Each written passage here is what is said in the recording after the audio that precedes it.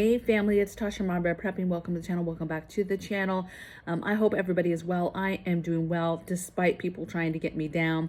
I hope you have your drink. Pull up. We're about to talk about it. We're about to talk about food. First, I want to address a comment I got yesterday about somebody who said, hey, do your hair. You were embarrassing our people. By our people, she meant black people, just so you guys know and can catch my drift. And basically just wanted to allude that my hair looks like this and I should do it because I'm embarrassing people. This is what I will say to you, sister. You can leave at any time. You are not needed here. You don't need to be here, right? This is a channel that is about preparedness. We're not about our looks over here. We're not about our hair. We're not about our makeup. You know, I'm not about my nails. I may or may not have makeup on. I may or may not have nails on. I may or may not do my hair, right? And if you knew anything about me, you would understand that those are the last things that I care about on this green earth, okay? And it's an embarrassment to me because you allude to something nasty. It's just nasty, right? It's not nice. You allude to the fact that you weren't trying to be mean when somebody came to my defense, okay? And it's like, it's just not needed in this world. There's so much going on that life is short and we really need to lift each other up. We don't need to take the time and we choose to have the words that come out of our mouth be negative, be mean, be spiteful, be, you know, something so trivial, right? My hair is not important right now. And it sure is not important to the message that is supposed to be taken from this videos that I do, okay? So, to be honest, it's one of the most small-minded things that I've heard in a very long time, okay? And it was hurtful, and it was unnecessary. And to be completely honest, I'm actually embarrassed by you, okay? And that's sad to me. I'm going to pray for you, and I would hope that if this is not the channel for you, if you cannot get over how I look, how my hair is, that you will just keep it pushing. Okay, and move on to the next person, and I wish you the best of luck, okay? All right, so for those of you that are actually here, not for my hair, and are here for preparedness stuff, we're gonna talk about food. This is a topic that I get a lot of questions about, and that is, Tasha, do you think that they would ever come for our food? Do you think they would come and take it, come through our homes, see what we have, take what they want, whatever? And when they say they, you guys are talking about like a government entity, right? Things get so bad, famine hits, and you know, what do we have to worry about when the food runs out? The food is going to run out. We are in a very, very bad path, if you will, towards famine, towards starvation, towards countries not making it because they totally get wiped out from famine, from good countries like us, like wealthy countries that are going to run into issues, right? And run into problems. And then if you throw some other chaotic event in there, some other emergency event, some other natural disaster that has some sort of big impact, it's a wrap, okay? And so what do? Obviously, you're stockpiling, you're doing the things, but what can you expect? So this video is about what long term, right? I'm talking about when things go all the way left when in regards to our food system and food and our ability to get food off the shelves. There's what you can expect, and there's what you can do to kind of battle that. So what to expect? Well, first, let's just talk about our food is at risk. I took some notes, you guys. Our food is at risk, and what we can expect to see in the future is limitations, regulations, rationing systems, part of the whole, any kind of policies that they're trying to stand up, right? Digital currency, it will be wrapped up into that. And that's what you should expect. Our food is already at risk of what is in it, what they want to put into it. And then the real big problem later will be the ability to even get it in general, right? Get it and put it on your table. So what's the first thing to really expect in the future? Regulations. And really, this is not that far off, you guys, because they're already whispering and they're already kind of putting their feelers out on this regulation aspect. You're like, well, regulate you. How would they regulate? Regulate what you're stockpiling, regulate what you have in your home, regulate what you're preserving in your home, how much food you're buying, what levels and how often you're buying. Are you buying too much? We can tell from your credit cards that you're buying too much food too often for the size of your family. Regulations, tracking of food in general and how much you are getting, buying, procuring, whatever. Regulations on farms, micro farms, big farms. You know, are you a farm or that grows food, and do you grow food just for you and your family? Do you grow food and are making an income and sell it locally? Do you have a large farm and you're part of the bigger system where you're selling it and it eventually makes it to an actual grocery store, right? What type of farm are you? Are you just a backyard gardener that just you're just a basic family, you have a backyard garden? Is it registered? What are you growing? How much do you grow? Are you growing it just for your family? Are you making any kind of income on it? Are you selling eggs? Are you selling, you know, tomatoes and peppers when they come in? Are you selling maybe some salsa that you make from that? Like, are you making any kind of income from that? You know, livestock. What livestock do you have? Is it meat producing? Does it produce something else? How much does it produce? How much do you have? You know, again, are you making an income from it? You know, all of these things matter, right? And they're going to be tracking and regulating that. And they're already trying to do that. You know, if this avian flu thing gets too out of control, they're going to go in the direction of regulations of backyard flocks, right? There's going to be a regulation of, you need to tell us how much you have because we need to track this. Because of avian flu, we need to be able to know all these flocks of birds, where they're at, right? So that we can monitor, so that we can be in your business, so that we can blame you. Obviously, your birds are carriers or whatever the case may be, or hey, we have to come in and you know, put down all your birds because whatever. You know, there's going to be different things that will happen, and they're already putting out those feelers of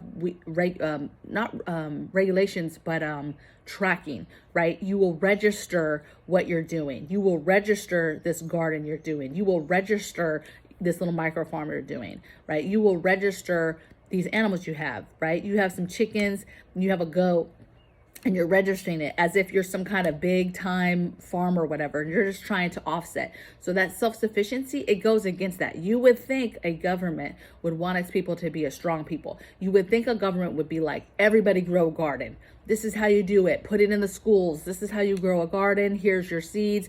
You know, how to get seeds from plants, how to grow plants, different growing seasons, how that works, the zones, all of that stuff. You would think that that would be in school, and we would be teaching our children how to do that. And so that everybody, it was a normal thing for everybody to have a backyard garden, a small garden, a patio garden, that it was encouraged that even if you had an apartment, it was encouraged to have, you know, an outdoor space, your balcony. It was encouraged for that to be, you know, predominantly a garden, right? If everybody did that, you know, first of all, nobody would starve, because even if you're not the best gardener, you're getting something to grow, right? And this is a learning process. So you would get, because we make it normal, people would get better at it and better at it and better at it. And before you know it, everybody's producing stuff, right? And then you have trade and you have all this stuff. Imagine, okay? But it's not like that. Again, now it's a persecution. It's you know, you're growing food, and you know, and imagine people are starving, and here you are, you're just growing a few tomatoes in your home, and now there's some sort of, you know, will they come and take it? Will they try to tax it? Will they try to say, well, you grew 10 tomatoes, you need to, we're going to take 8 of those tomatoes, you can keep the other 2, because that's greedy, if you will. You don't need all those tomatoes. There's starving people. How dare you keep those tomatoes that you grew, right? And it's like, I was going to make sauce out of them. I was going to make salsa out of them. I was going to, you know, preserve them for meals, right? But it's going to be a rationing thing, right? The question that people ask me all the time is, the second piece of this is, do you think the government would actually come in and confiscate, that actually come in and take our stuff, right? Take your food. This is my thought process. I think that things have to be super, super hardcore for people to come in a government entity and actually like go house to house and is looking for food, right? It has to be, it's a huge effort. I mean, it's like martial law. You have to have the bodies, you have to have the manpower behind that. I don't know that they would, but to go, let's just say they stood up, it was very strong entity, and they were able to go in, kick in doors and go into homes and say, we're here to search for food and we're going to take any, extra food. And what deems extra, right? If I'm keeping it for future meals, is it really extra? It's not really extra. If I have a large group of people that I am taking care of that have come together, my community, my tribe, and we are surviving together, and you come into my home and you take stuff, that's for all of them, but you come in because you're like, well, you have a family of 3, you don't need all this. But in reality, I'm feeding, a group of 10 or a group of 15 or 20, right? So it's very crazy when we think about, how it could be and how they would even go about doing that. Would they only take canned goods, and would they leave the preserved stuff because, hey, they're not going to take, a pressure canned jar of meat because, what if I didn't do the process right? It's very, very scary. They could get botulism. So do they leave the preservative stuff like that because they're just like, well, we can't trust it, or the dehydrated herbs and things like that? Do they not take that stuff because it's a preserved item and they're trusting that I even did the process in the first place? So they're coming out and they're cleaning out the canned goods, that type of stuff. I don't know, right? I think that in the future, and I'm talking in the future, hopefully the very, very far, far future, them coming in and taking stuff or regulating, I see them tracking and then just cutting you off. Not necessarily coming into our homes and taking stuff, but regulating well before that, a tracking system where you're cut off. And it's regulating before that we ever get to that point. It's regulating, hey, you already got eggs, you can't buy any more eggs. Hey, you already got bread, you can't buy any more bread. That type of thing for your size of family. And there's a tracking system involved with your credit card and some sort of social credit, if you will, on what you're allowed to get, right?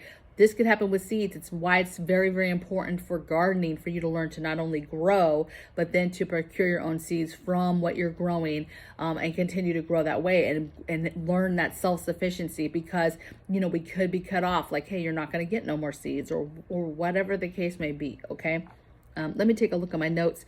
You want to continue to grow it, raise it, right? Get your animals, become as self-sufficient as possible. Grow your garden, raise your animals, all of that good stuff. Preserve everything you can. And then you do prepare for the day that somebody could come in and try to take it. Could that be the government? Maybe, right? Maybe they come in and they're like, we're going to make this system fair. We're taking all the food to put it together to then distribute it, to then ration it out to the people. And that's the decision we made. And at gunpoint they literally take, your food. At this point, as things ramp up, we're going to know you need to hide food. You need to conceal food. You need to think about that now. I've talked about this recently on my Patreon channel, where we talked about hiding food, outside, and how to do that in different ways and things to think about in regards to hiding food, and to do it now so that it is a every year thing. It's a all the time projects thing. You're doing something and you're constantly thinking about for the future. Okay, how could I bury a cache? How could I bury a tote? How could I do this stuff? How could I hide stuff in plain sight, right? Between your house, your apartment, your property, how can you hide stuff that you can then go to later? And so that what you're doing is you're really preparing for marauders, for raiders, for people that would just be coming in looking for stuff, whether you're there or not, or whether you're there and you're just hiding. And the idea is that they would come in and they would take what you have left for them to take. They come in thinking, wow, they hit the jackpot. They got some food, they got some stuff, but honestly, it's not even close to what you have. And it's just what you were planning for them to come in and be able to take. And then they feel satisfied, they leave, and then, hopefully don't burn down your house, and it is what it is. Same thing with a government entity, or for people who think, oh, the government's going to come one day. I mean, they may, but it's the same thing. What have you left out for them to, oh, we've got to confiscate this. Oh no, you're confiscating this food, right? But it's the stuff that I already plan to have out, or I only plan to have my preserved food out, so that, maybe that's food that they don't even take in the first place, right? But I'll tell you what, a raider, marauder, somebody starving, desperate for food, baby, they're going to take everything that even remotely smells, looks like food. So they're going to take preservative food. So don't just fall on that. Well, I'll just leave the preservative foods out. No, if somebody's starving, they're going to take that. They're going to open up that, preserved can of meat and eat it. Probably right there on the spot, cold. It doesn't matter, right? Because when you're starving, okay? So this is what I think you should expect and that you should plan for. And this is the long game that I'm talking about, baby. This isn't tomorrow. Like, somebody will probably be silly and leave on my channel like, when is this happening? And you're just like, oh my goodness, like, your head is so far in the sand. I don't even know if I can help you anymore, right? Because it's that serious. But it is a big topic, and a lot of people, even people that prepare, are like, well, I just don't want to think about this. I don't want to think about the day that things turn like this and how I will prepare. But if you start preparing now, you do those little projects here and there, you hide stuff here, you do stuff here. It's over time that you're doing this stuff, right? And it's not, because this isn't tomorrow, right? This is not famine tomorrow. It doesn't happen like that. I think that we have some things that have happened that definitely have us well going in that direction. Absolutely. And there's things that you can do now to prepare so that the long-term game, when we really get down this and they've kicked the can, and finally something happens that throws us over the edge, we're ready. This could be beneficial, though, for something that pops off recent. If something soon pops off, a huge major event that throws our people into chaos, right? You do have to worry about marauders and raiders right away, right? It's not going to take that long before the crime and the violence and the thieves and all that stuff ramps up and you're having to protect your home. And so that right there, that scenario can happen like that, right? It just takes the right event. And if the right event happens, chaos is happening, and you will be defending. You will be trying to hide, conceal, or wish that you would have, because you're having to deal with defending your home, defending your preps, defending your food, your water, the things that you have. You are really actually defending that stuff and trying to make sure that somebody cannot come and take it from you, okay? So I hope you guys enjoyed this video. Please feel free to leave me any kind of comments. You got stuff you guys want to add, not stuff about my hair, right? I just don't care. Like, honestly, that woman hurt my feelings. It hurt my feelings because it's such a downplayed area of my life. Clearly she realized that, right? But I think that you should just suck it up and just realize it has nothing to do with your life, or it shouldn't have anything to do with how you think people think about you, okay? So it's really silly. So with all that, I bless all you guys. Or blessings from my bear cave to yours. Blessings to the woman that left me the message. I will say a little prayer for you, sister, and I hope that you do have a blessed day. And I hope that the rest of you guys have a very productive day. And I'll see you guys on the next video. Take care. Bye.